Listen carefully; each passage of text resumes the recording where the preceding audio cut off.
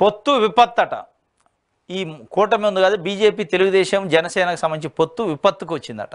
విపత్తు అంటే ఒక రకంగా ఊడసపోయే తుఫాన్ వచ్చి ఊడసపోయే తుఫాన్ వస్తుంది కదా, అట్లుంది కథ. టీడీపీ బీజేపీ కూటమిపై ముస్లింల ఆగ్రహం. ఎందుకు చేయరు ఆగ్రహం? ఇదే నువ్వు నరేంద్ర మోదీని ఉగ్రవాది, టెర్రరిస్టు, ముస్లిం వ్యతిరేకి అని చెప్పి చంద్రబాబు నాయుడు ఆ నోటితోనే 2018లో, ఎప్పుడో 15-20 ఏళ్ల క్రితం కాదు, 2018లో అన్నాడు. ఇలా మోడీ వీరుడు, సూర్యుడు, విశ్వగురు, ఆయన మించినోడు లేడు, బ్రహ్మాండం బద్దలైంది అన్నాడు చెప్పిండు.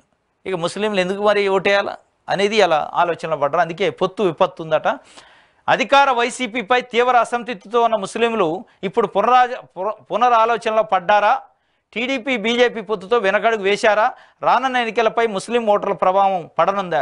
ప్రతిపాదిత సిఏఏ అంటే ఇది సిటిజన్షిప్ అమెండ్మెంట్ యాక్టు వారిపై మరింత ప్రభావం చూపనుందా? టీడీపీ బీజేపీ పొత్తు వైసీపీకి లాభం చేకూర్చనుందా అంటే అవుననే సమాధానం వస్తుంది.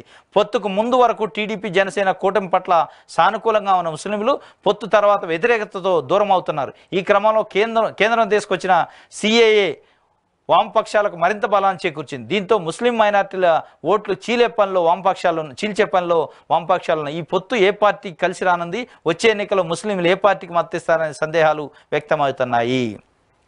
సైకిల్ పార్టీకి భారీగా తగ్గిపోనున్న ఓట్లు, వైసీపీకి కలిసి రానున్న సైకిలు, కమలం పొత్తు. సిఏఏతో కమల్నాథులపై పెరిగిన వ్యతిరేకత బెడిసి కొట్టునున్న కూటమి వ్యూహం. వాస్తవం ఇది. బెడిసి కొట్టింది కూడా. అసలు దానికి ఏమైనా విలువ ఉండాలా? దానికి ఏమైనా బేస్ ఉండాలా?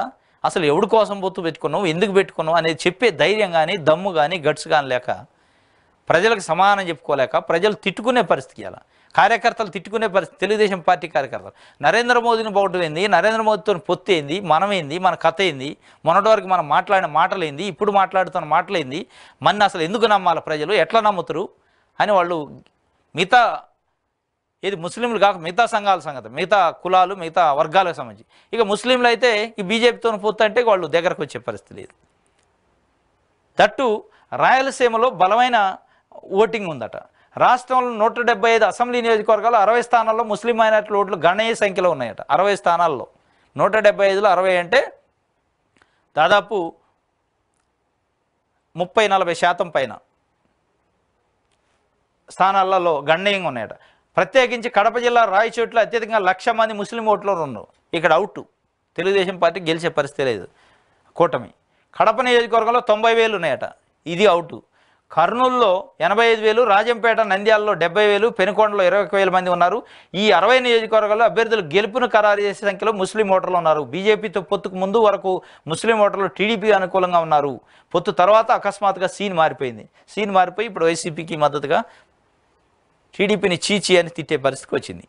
అంటే 60 స్థానాల్లో డిసైడింగ్ ఫ్యాక్టరు, రిజల్ట్ను డిసైడ్ చేసేది ముస్లిం ఓటింగు ఈజీగా కన్సాలిడేట్ అయింది తప్పనిసరిగా బీజేపీ కూటమి, టీడీపీ కూటమి, జనసేన కూటమి, ఈ 3 పార్టీల కూటమి ఏదైతే ఉందో ఈ కూటమిని మట్టి గరిపించే అవకాశం 60 నియోజకవర్గాల్లో స్పష్టంగా మనకు కనిపిస్తుంది. 60 నియోజకవర్గాల్లో దెబ్బ పడదంటే మిగతా ఈ కూటమికి చావు దెబ్బ ఉన్నట్టే, ఈ వ్యూహం బెడిసి కొట్టినట్టే మనకు అర్థమైంది. మరి ఎందుకు పొత్తు పెట్టుకుంటూ చంద్రబాబు నాయుడు అనేది ఇక తర్వాత తెలుస్తుంది. ఇది ఒక